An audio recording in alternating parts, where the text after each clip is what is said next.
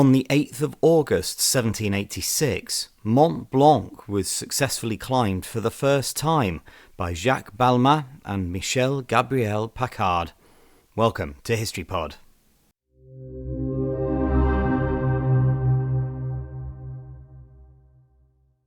Located in the Alps on the border between present-day France and Italy, Mont Blanc is the highest mountain in Western Europe with an elevation of 4,808 metres.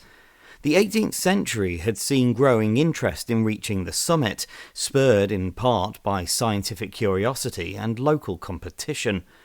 The ascent was encouraged with the offer of a reward for the first person to reach the top of Mont Blanc and return safely. Jacques Balmat, a local mountaineer and crystal hunter, and Dr. Michel-Gabriel Paccard, a physician from Chamonix, set out on the evening of the 7th of August 1786 and made their way up the mountain via what is now known as the Grande Mulette route. They did so without guides or prior experience at such altitude and carried only minimal equipment. Conditions included snow, ice, and exposure to cold and wind, yet despite the risks of altitude sickness and fatigue, the two men reached the summit on the 8th of August.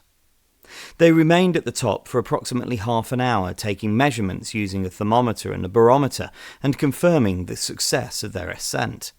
Their return to Chamonix was completed without serious injury, and the news of their achievement spread quickly. The sponsor of the prize later made his own ascent in 1787, accompanied by Balmat, and continued to study the geology and meteorology of the region. Meanwhile, Chamonix quickly developed as a centre for alpine exploration and contributed to the wider development of mountaineering in the 19th century.